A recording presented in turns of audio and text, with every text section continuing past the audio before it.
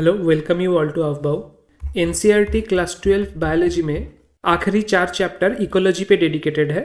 Those 4 chapters are organisms and population, ecosystem, biodiversity and conservation and environmental issues. हम इन 4 chapters के main points देख लेंगे ताकि कोई भी एग्जाम में MCQ based ecology related question हमसे ना छूटे। हमें ज़्यादा डीप एनालिसिस में नहीं जाना है, बस फैक्ट बेस्ड एमसीक्यू देख लेना है। For example, father of ecology in India किनको कहा जाता है? रामदेव मिश्रा। उनके एफर्ट्स से इंडिया में 1972 में national committee for environmental planning and coordination establish हुआ था और बाद में ministry of environment and forest भी एस्टेब्लिश हुआ था इन 1984। सो ये दो कमिटी एंड मिनिस्ट्री के नाम with regarding establishment year 1972 and 1984 MCQ में आने लायक है। और इंडिया में फादर ऑफ इकोलॉजी किनको कहा जाता है? रामदेव मिश्रा को। ये भी एमसीक्यू में आने लायक है। सो इस तरीके से हम पढ़ेंगे जैसे कि इस पैराग्राफ में हमें बाकी और कुछ नहीं पढ़ना है। Next, chapter 13, organism and populations. According to definition of ecology, it is a subject which studies interaction among organisms and between the organism and its physical मतलब एबायोटिक एनवायरनमेंट। सो ऑर्गेनिजम्स अपने में जो इंटरेक्शन करते हैं और आसपास के environment मतलब फिजिकल एबायोटिक एनवायरनमेंट से जो इंटरेक्शन करते हैं उनको हम इकोलॉजी बोलते हैं। बायोलॉजिकल ऑर्गेनाइजेशंस का 4 लेवल है according to ecology: organism, population, community and biomes. कुछ ऑर्गेनिज्म मिलके पॉपुलेशन बनाता है, कुछ पॉपुलेशन मिलके एक कम्युनिटी और बहुत सारा कम्युनिटी मिलके एक बायोम। अगर हम एनुअल टेम्परेचर को एनुअल प्रेसिपिटेशन से मतलब रेनफॉल कितना हुआ उसके साथ प्लॉट करें एनुअल टेम्परेचर को, तो हमें जो ग्राफ मिलेगा उसको हम बोलेंगे biome distribution. Mainly there are 6 major biomes, जैसे आर्कटिक एंड अल्पाइन तुंद्रा। ये ऐसा बायोम है जहाँ पे मीन एनुअल प्रेसिपिटेशन मतलब रेनफॉल भी बहुत कम है और टेम्परेचर भी बहुत कम है। जबकि ट्रॉपिकल फॉरेस्ट ये ऐसा एक बायोम है जहाँ पे रेनफॉल भी बहुत ज़्यादा है और टेम्परेचर भी बहुत ज़्यादा है। Other biomes are coniferous forest, temperate forest, grassland and desert. India में मेजर बायोम्स कौन सा है? Mainly there are 4 major biomes: tropical rain forest, deciduous forest, desert and sea coast. Deciduous मतलब trees which shed its leaves annually, और इसके पहले हमने देखा था कॉनिफेरस। कॉनिफेरस मतलब एवरग्रीन। इन नॉर्मल बायोम्स के अलावा भी बहुत सारे एक्सट्रीम एंड हार्श हैबिटेट्स है, जैसे scorching Rajasthan desert, rain soaked Meghalaya forest etcetera. यहाँ पे एक इंटरेस्टिंग टर्म है परमाफ्रॉस्ट। परमाफ्रॉस्ट मतलब पोलर रीजियन में जहाँ पे टेम्परेचर ज़्यादातर फ्रीजिंग पॉइंट के नीचे ही रहता है, वहाँ पे सॉइल के ऊपर एक subsurface of below freezing point layer दिखाई देता है थ्रू आउट द ईयर।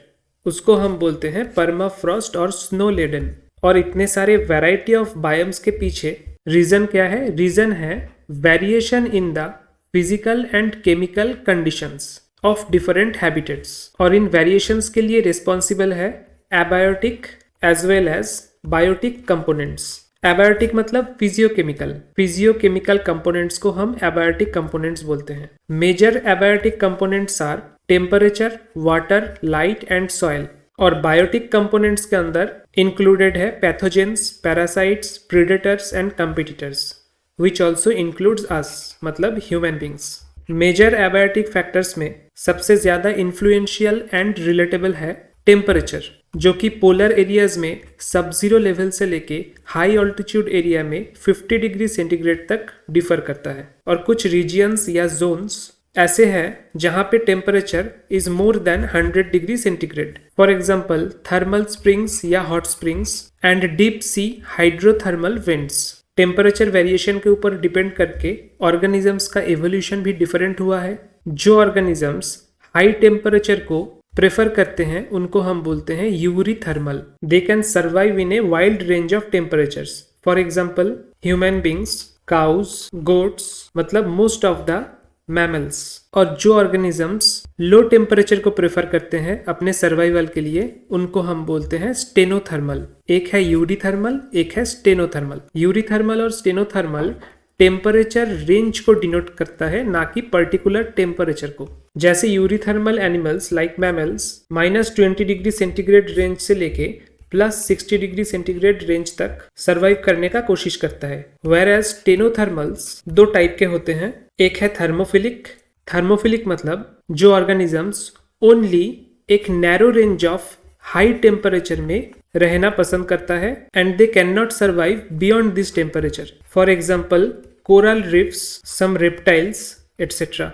और स्टेनोथर्मल के दूसरे टाइप है क्रायोफिलिक ऑर्गेनिजम्स आर दोज जो एक particular narrow range of low temperature में बिलोंग करता है। फॉर एग्जाम्पल ज्यादातर Arctic animals like penguins, seals, even pythons and salmons are also cryophilic organisms. After temperature there is water. Salt concentration water में measure किया जाता है in parts per thousand और different kind of water के salinity और pH different होता है। For example, inland water में salinity is less than 5%, sea and oceans में salinity is 30 to 35%, and more than 100% salinity we can find in hypersaline lagoons. यहाँ पे भी evolution के वजह से दो तरीके के ऑर्गेनिज्म हमें मिलेंगे। वन इज कॉल्ड यूरीहलाइन जो वाइड रेंज ऑफ सैलिनिटी को टॉलरेट कर सकता है, एंड अनदर इज स्टेनोहलाइन जो नैरो रेंज ऑफ सैलिनिटी में ही सर्वाइव कर सकता है। अगर कोई लो सैलिनिटी में रहने वाला एनिमल्स को जैसे फ्रेश वाटर फिशेज, सी वाटर या हाई सैलिनिटी वाला एक्वाटिक बॉडी में छोड़ दिया जाए तो ऑस्मोटिक प्रेशर के वजह से दे विल नॉट सर्वाइव। यहाँ पे यूरीहलाइन और स्टेनोहलाइन एनिमल्स का एग्जाम्पल नहीं दिया गया है, आप एग्जाम्पल लिख लीजिए।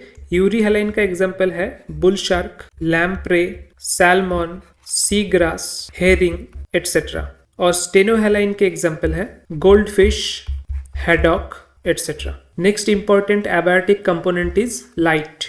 We all know light is very important for photosynthesis of plants, लेकिन कुछ small plants like herbs and shrubs जो कि फॉरेस्ट में बड़े पेड़ों के वजह से मतलब कैनोपीड ट्रीज मतलब जिस ट्रीज के ब्रांचेस डिस्ट्रीब्यूटेड है चारों तरफ और इस तरीके से डिस्ट्रीब्यूटेड है जो ओवर शेडो कर देता है, सनलाइट को नहीं पहुंचने देता है इन स्मॉल प्लांट्स के तरफ। Those herbs and shrubs also adapted to photosynthesize in optimal condition मतलब बहुत लो लाइट कंडीशंस में वो फोटोसिंथेसिस करते हैं। फोटोसिंथेसिस के अलावा many plants depend on sunlight for their flowering.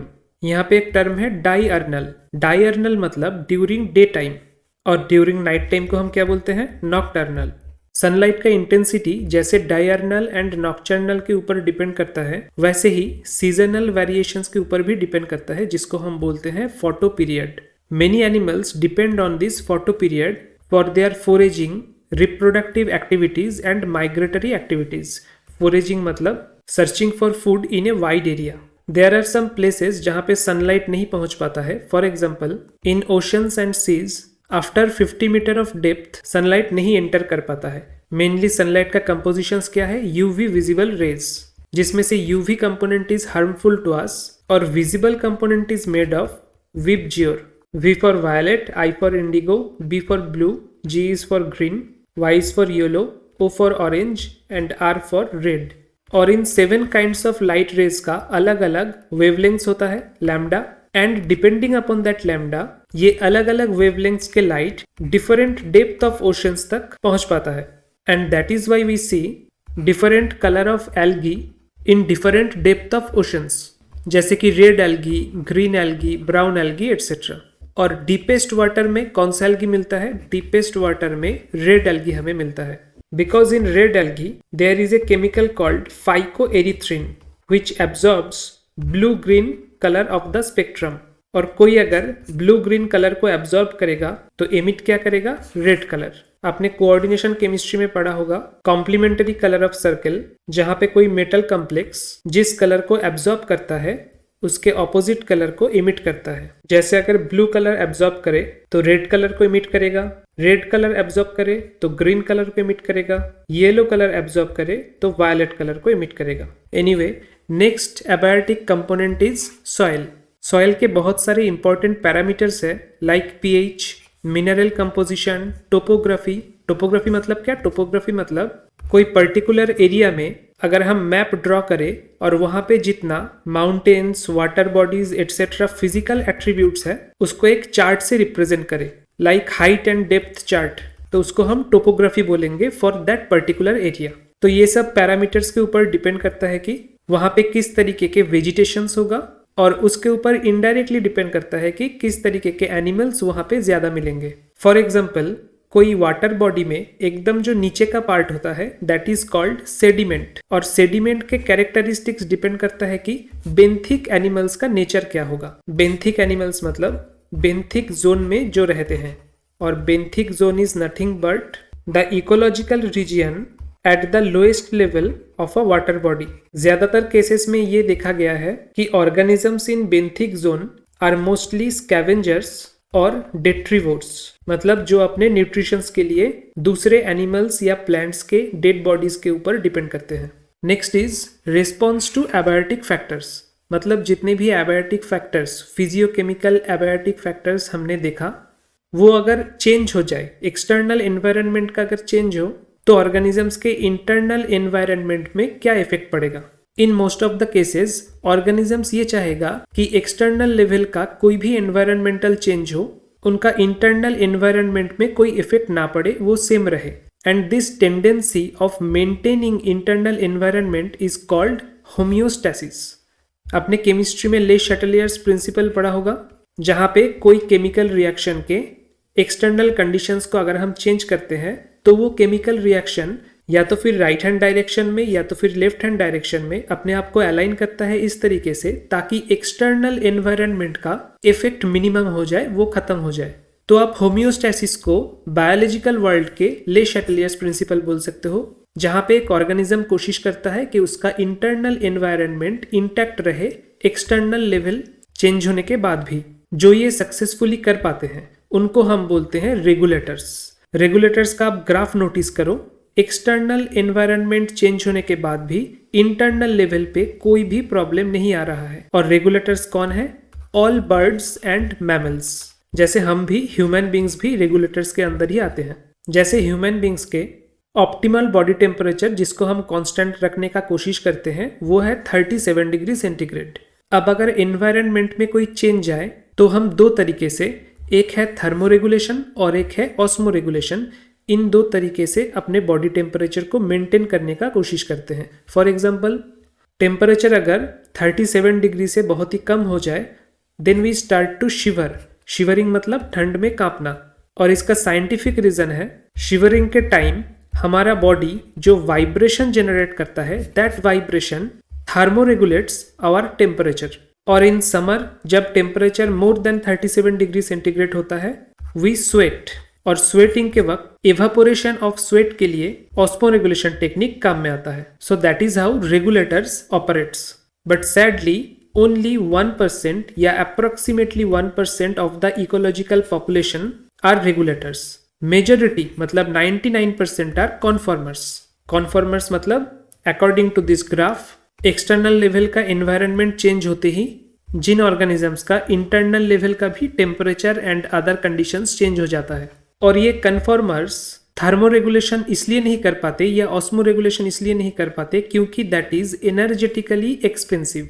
This is why very small animals are rarely found in polar regions, क्योंकि small animals में उनके बॉडी के surface area is much greater than their volume, और surface area ज्यादा होने से heat loss भी ज्यादा होता है which is harmful for them to survive in polar regions. तो कॉन्फॉर्मर्स अलग दो तरकीब अपनाते हैं। अगर एक्सटर्नल कंडीशन स्ट्रेसफुल हो लेकिन वो शॉर्ट पीरियड तक ही ड्यूरेबल है तो कॉन्फॉर्मर्स माइग्रेट कर जाते हैं। माइग्रेशन मतलब सुइटेबल एनवायरनमेंट के लिए एक जगह से दूसरे जगह जाना। एवरी विंटर साइबेरिया से and other extremely cold northern region से migratory birds come to Rajasthan in Keoladeo national park in Bharatpur. और सेकेंड मेथड क्या है? सस्पेंड और सस्पेंशन। अब सस्पेंशन तीन तरीके का हो सकता है। एक है डॉर्मेंसी। डॉर्मेंट मतलब इनएक्टिवेट रहना for a period of stress. जैसे कुछ हायर प्लांट्स के सीड्स तब तक जर्मिनेट नहीं करते जब तक favourable moisture and temperature condition ना आ जाए। डॉर्मेंसी के दौरान वो अपना मेटाबॉलिक एक्टिविटी को रिड्यूस कर देता है और उस पर्टिकुलर पीरियड ऑफ स्ट्रेस को टॉलरेट कर लेता है। एनिमल्स में भी ये डॉर्मेंसी या डॉर्मेंट पीरियड देखने को मिलता है। उसको हम या तो हाइबरनेशन के नाम से जानते हैं या तो एस्टिवेशन के नाम से। हाइबरनेशन होता है विंटर में। For example bears goes to hibernation during winter period. और समर में हीट को और डेसिकेशन को अवॉइड करने के लिए, डेसिकेशन मतलब ड्राइनेस, हीट को और डेसिकेशन को अवॉइड करने के लिए स्नेल्स एंड फिशेस अपना मेटाबॉलिज्म रेट रिड्यूस करने के बाद एक पर्टिकुलर जगह पे, वाटर बॉडीज के अंदर एक पर्टिकुलर जगह पे जहां पे फेवरेबल कंडीशंस उनको मिलेगा, वहां पे एस्टिवेशन स्टेज में चला जाता है, which is also nothing but A dormancy period. कुछ जू प्लैंक्टन्स है जो स्ट्रेसफुल एनवायरनमेंट के दौरान डायापॉज स्टेज में एंटर करता है, जहां पे वो अपना डेवलपमेंट को एक पर्टिकुलर पीरियड के लिए सस्पेंड कर देता है। ये सब जो हमने देखा, डॉर्मेंसी पीरियड, हाइबरनेशन, एस्टिवेशन, ये सिर्फ कॉन्फर्मर्स नहीं दिखाते हैं, ये पार्शियल रेगुलेटर्स भी दिखाते हैं। पार्शियल रेगुलेटर्स मतलब एक्सटर्नल एनवायरनमेंट चेंज होने के साथ साथ जो ऑर्गेनिजम्स पहले कॉन्फर्मर्स की तरह बिहेव करता है और उसके बाद रेगुलेटर्स की तरह बिहेव करते हैं, they are called partial regulators. Now next topic is adaptability और एडेप्टेशंस। हमने जो देखा अभी तक वो एडेप्टेशन ही था एक तरीके का। एडेप्टेशन मॉर्फोलॉजिकल हो सकता है, फिजियोलॉजिकल हो सकता है, बिहेवियरल भी हो सकता है। जैसे नॉर्थ अमेरिकन डेजर्ट में जो कैंगरू रैट है, कैंगरू नहीं है कैंगरू रैट, वो वाटर के एब्सेंस को पूरा करने के लिए आईएफओ मैकेनिज्म अप्लाई करता है। आईएफओ मतलब internal fat oxidation. Internal fat oxidize करने के बाद जो बाई प्रोडक्ट मिलता है दैट इज वाटर। सिर्फ यही नहीं, कैंगरू रैट की एबिलिटी है कि वो अपने यूरिन को कंसंट्रेट करके मिनिमल वॉल्यूम ऑफ वाटर को यूज करे to remove excretory products. Kangaroo rat तो डेजर्ट एनिमल है। डेजर्ट प्लांट्स कैसे बिहेव करते हैं? They have thick cuticles on their leaf surface. Also उनके जो स्टोमाटा है उसका अरेंजमेंट ऐसा रहता है कि ट्रांसपीरेशन रेट मिनिमाइज हो जाए।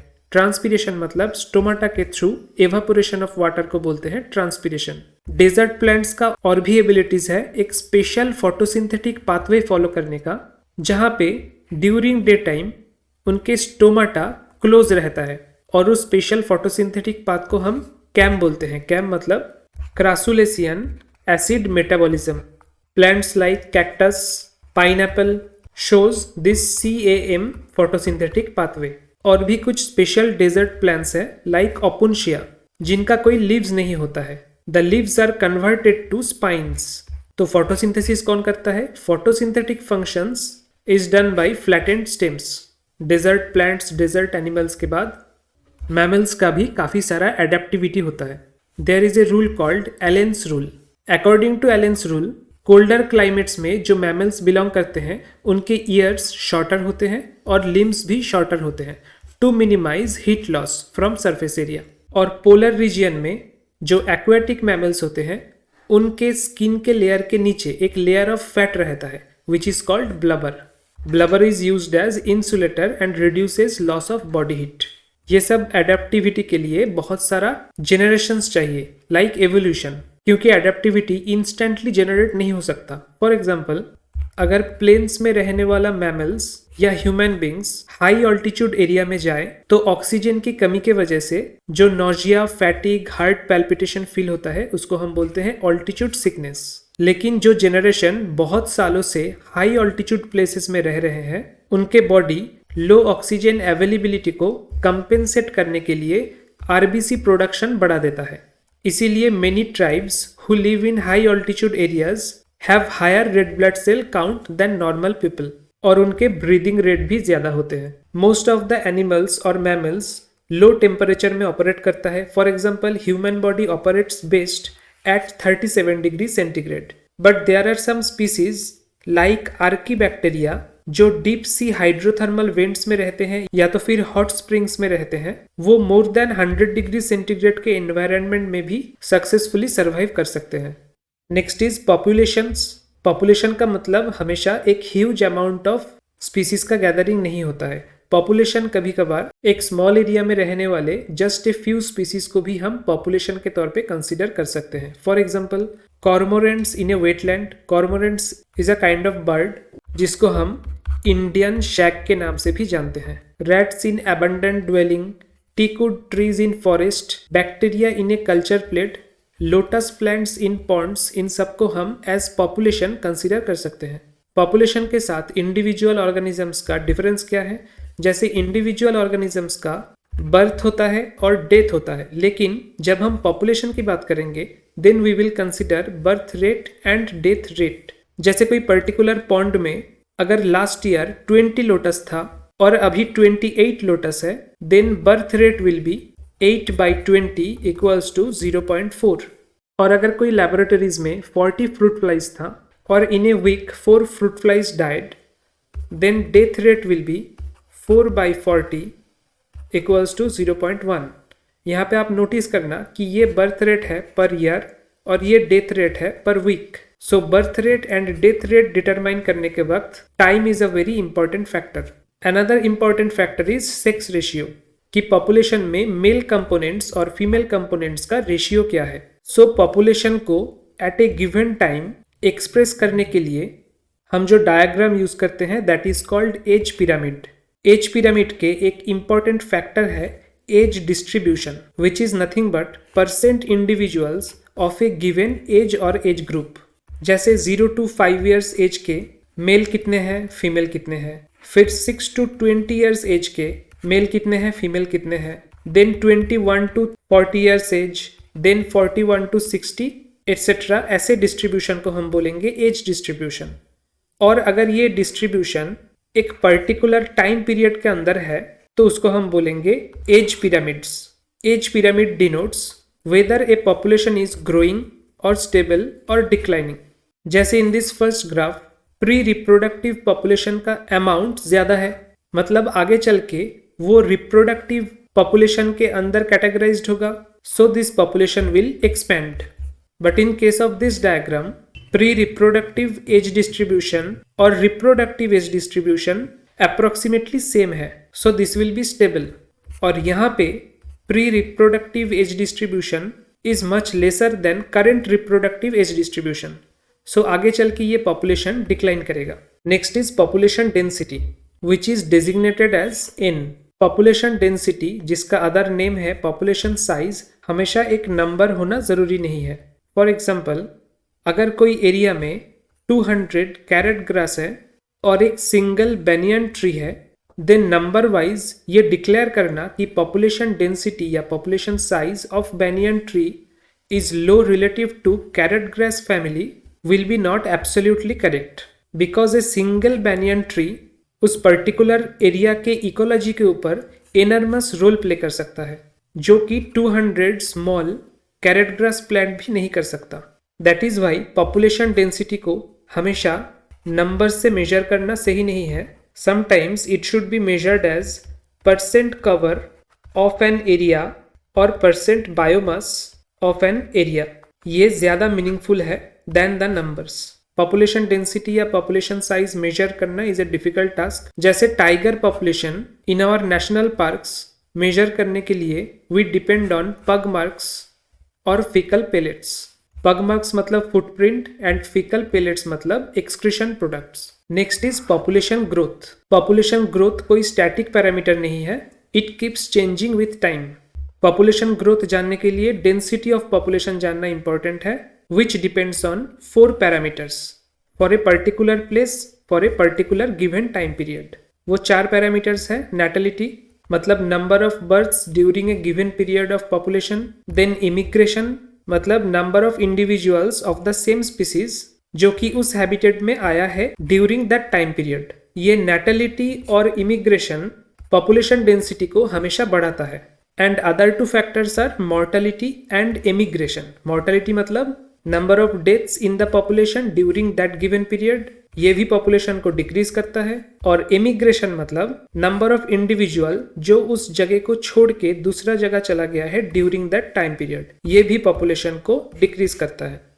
सो अगर कोई पर्टिकुलर जोन का population density at time t+1 is considered in t+1 और at time t considered in t, then the formula will be nt+1 equals to nt plus birth rate plus immigration rate minus death rate plus immigration rate। This will be the final formula। और इस formula के variation के ऊपर base करके हमें 2 तरीके का growth models मिलता है। One is exponential growth. In case of exponential growth, resources मतलब food and space availability are unlimited So the population grows in an exponential or geometric fashion. Formula of exponential growth is dn dt equals to b minus d into n, जहाँ पे b है per capita births, d है per capita death, n is जिस time period का हम बात कर रहे हैं, और dn by dt is the increase or decrease of n during that particular time period. यहाँ पे birth rate minus death rate, इसको R से डिनोट किया जाता है, which is known as intrinsic rate of natural increase. Magnitude of R value generally decimal point में रहता है, लाइक 0.015, 0.12 एटसेट्रा. और इस इक्वेशन को अगर हम ग्राफ में प्लॉट करें, then we will get J shaped curve. So exponential और geometric growth is represented by J-shaped curve. It is very important for MCQ. And if we want to convert this equation into an exponential one, so it will be nt equals to n0 e to the power rt, जहाँ पे nt है population density after time t, n0 है population density at time 0, r है intrinsic rate of natural increase, and e is the base of natural logarithms, whose value is 2.7. Second growth model is logistic growth. In case of logistic growth, एक particular habitat में एक species एक maximum possible number तक ही grow कर सकता है, beyond which no further growth is possible, चाहे resource कितना भी एनफ हो या नहीं हो. फॉर्मूला में इसको रिप्रेजेंट किया जाता है as dn by dt equals to rn into k minus n by k. n है population density at time t, r is as usual intrinsic rate of natural increase, and k is the new parameter is called carrying capacity. हम exponential growth model के वक्त ये assume कर लिए थे कि resources for growth is infinite for a particular species, which is not realistic, because most of the cases resources for growth of most animal population are finite, and that is why logistic growth is a more realistic growth model. और exponential growth model के curve जैसे जे की तरह था, यहाँ पे होगा sigmoid curve की तरह. So logistic growth model results in a sigmoid curve, and also it is known as Verhulst Pearl logistic growth. इसका ग्राफ आपने पहले ही देख लिया था. This is the logistic growth model, जहाँ पे new parameter is K which is carrying capacity. Next topic is life history variation. Life history variation में एक पर्टिकुलर स्पीसीज इवॉल्व करता है to maximize their reproductive fitness, और इस evolution के process को बोलते हैं डार्विनियन फिटनेस. हमने इसके पहले जो आर वैल्यू देखा था, which is also known as intrinsic rate of natural increase. R value अगर हाई हो तो डार्विनियन फिटनेस भी ज्यादा होगा. कुछ ऑर्गेनिजम्स है which only breed once in their life time, for example Pacific salmon fish, bamboo etcetera, जबकि बाकी species breed many times during their life time, for example birds and mammals. कुछ species produce करते हैं large number of small sized offspring, जैसे oyster, pelagic fishes etcetera, जबकि कुछ species produce करते हैं small number but large sized offsprings, जैसे birds and mammals. So in दोनों टाइप में से डार्विनियन फिटनेस किसका ज्यादा होगा? That depends on constraints imposed by biotic and abiotic components, मतलब कंपटीशन. और कंपटीशन का एक इंटीग्रल पार्ट है पॉपुलेशन इंटरैक्शंस, कि पॉपुलेशन के एक स्पीसीज दूसरे स्पीसीज के साथ कैसे इंटरेक्ट करता है. यहाँ से लास्ट टाइम क्वेश्चन आया था MCQ. There are 6 kind of interaction. One is called mutualism, जहाँ पे दोनों स्पीसीज बेनिफिटेड होते हैं एक दूसरे के साथ इंटरेक्शन के बाद. नेक्स्ट इज कंपटीशन, जहाँ पे दोनों स्पीसीज एक दूसरे के लिए हार्मफुल प्रूव्ड होते हैं. In case of predator, one species gets benefited and another species gets harmed. Parasitism में भी सेम केस है. Commensalism and amensalism. Commensalism के केस में एक स्पीसीज बेनिफिटेड होता है, दूसरा स्पीसीज का ना कोई नुकसान होता है ना कोई लाभ होता है. और amensalism में एक स्पीसीज का तो न्यूट्रल इफेक्ट रहता है लेकिन दूसरा स्पीसीज का हार्म होता है. अब यहाँ पे एक इंपॉर्टेंट पॉइंट है, प्रिडेशन, पैरासाइटिज्म एंड कॉमेंसलिज्म. इन तीनों केसेस में the both species lives close together. First we will talk about predation. Predation का मतलब हमेशा ये नहीं कि एक पर्टिकुलर कार्निवोर एनिमल दूसरे हार्बिवोर एनिमल को खा रहा है. अगर कोई स्पैरो कोई प्लांट सीड को खा रहा है, that is also a kind of predation. Predation nature का एक तरीका है to transfer energy from higher trophic levels to lower trophic levels, synthesised by plants. So हम प्रेडेटर्स को एज कॉन्डुइट्स रिप्रेजेंट कर सकते हैं। कॉन्डुइट्स मतलब जो एक चैनल की तरह काम करते हैं टू ट्रांसमिट और ट्रांसफर समथिंग। प्रेडेशन को हम हमेशा प्लस माइनस ऐसे रिप्रेजेंट करते हैं, मतलब एक स्पीसीज बेनिफिटेड होता है और दूसरा स्पीसीज का नुकसान होता है। But predation is important and necessary for the ecology to keep the prey population under control. जैसे कि ऑस्ट्रेलिया में इन अर्ली 1920s एक पर्टिकुलर कैक्टस स्पीसीज का इतना ग्रोथ हुआ था जो इकोसिस्टम के लिए हार्मफुल था।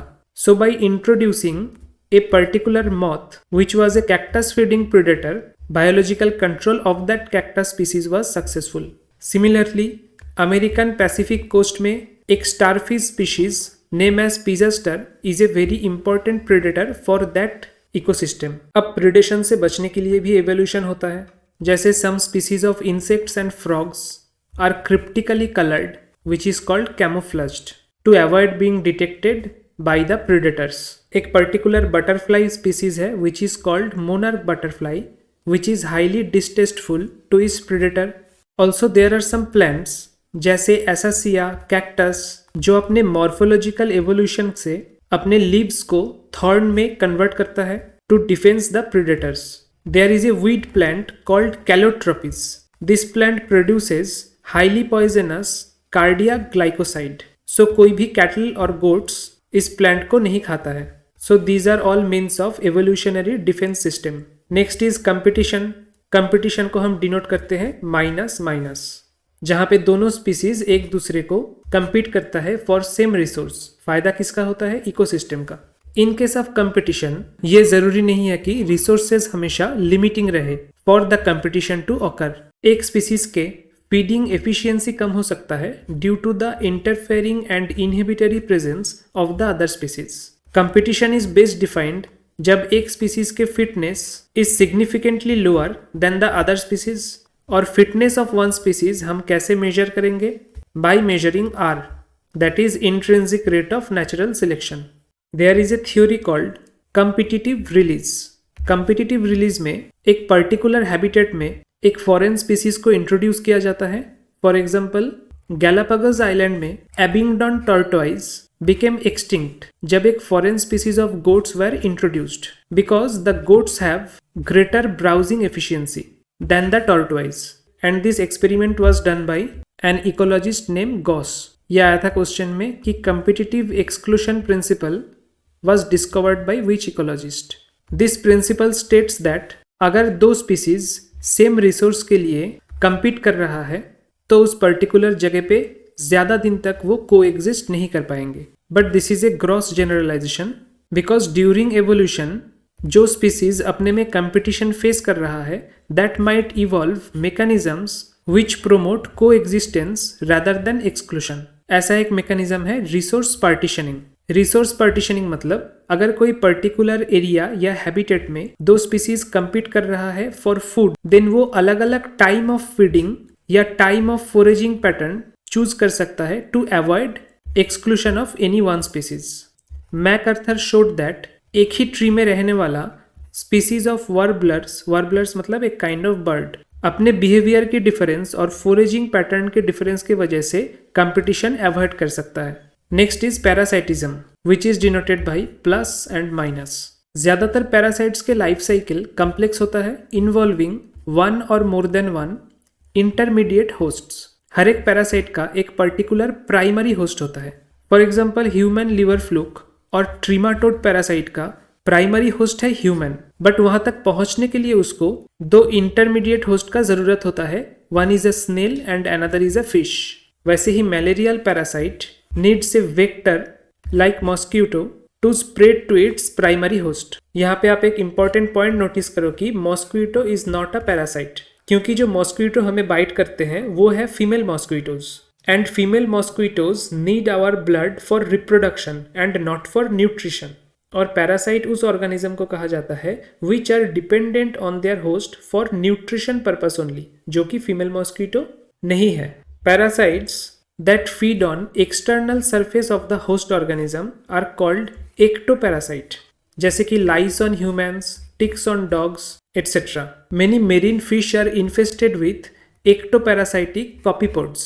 और in case of plants some parasitic plant like cuscuta hedge plants के ऊपर ग्रो करते हैं टू गेट क्लोरोफिल। और जो parasites live inside the host body are known as endoparasites. Another kind of parasitic example is brood parasitism, जहां पे birds lay its eggs in the nest of its host and let the host incubate them.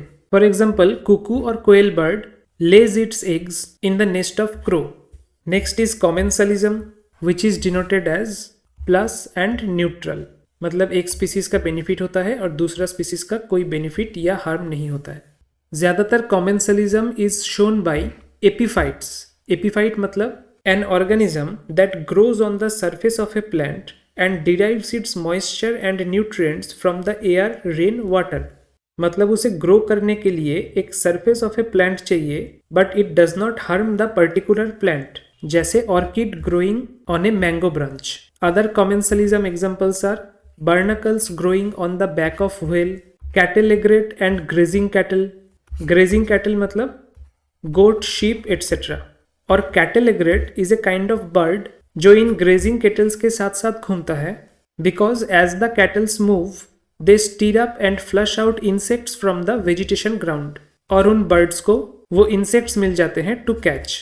Another example is sea anemones and clownfish. Sea anemones कौन से phylum में आता है? Cnidaria. Sea anemones has stinging tentacles, so the clownfish gets protection from the predators. और इसके लिए सी anemones को ना कोई फायदा होता है ना कोई नुकसान होता है। नेक्स्ट रिलेशन इज म्यूचुअलिज्म, जहां पे दो इंटरैक्टिंग स्पीसीज एक दूसरे का फायदा करते हैं, जैसे कि lichens.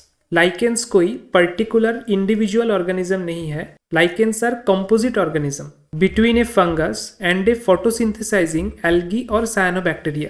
The fungus help the plant to absorb essential nutrients from soil, while the plant in turn provides the fungus with energy yielding carbohydrates. ऐसे ही और एक एग्जांपल है mycorrhiza, which is a association between fungus and roots of higher plants.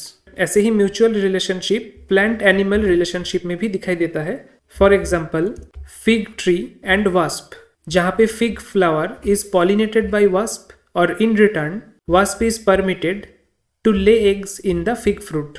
और fig flower बाकी कोई insects को permit नहीं करता for this kind of mutualism. So this is a 1-to-1 relationship. ऐसे ही plant animal mutualism is shown by variety of orchids and bees or bumblebees. But some orchid in a mutualism relationship appear as cheaters because they get benefit from the bees, but in return they do not benefit the bees. Rather the effect is neutral. जैसे Mediterranean orchid of rice employs sexual deceit for its own pollination. In that case, the male bee pseudo-copulates with the flower, but in return gets nothing. So in this particular case, mutualism is converted to commensalism. अब बाकी क्या रहा? बाकी is amensalism, where one species gets harmed and another species has no effect. Example is antibiosis, जहाँ पे penicillin as an antibiotic destroys the bacteria. So bacteria के लिए the effect is harmful, but in return penicillin neither gets benefited nor gets harmed. So this is all about this chapter. Thanks and have a nice day.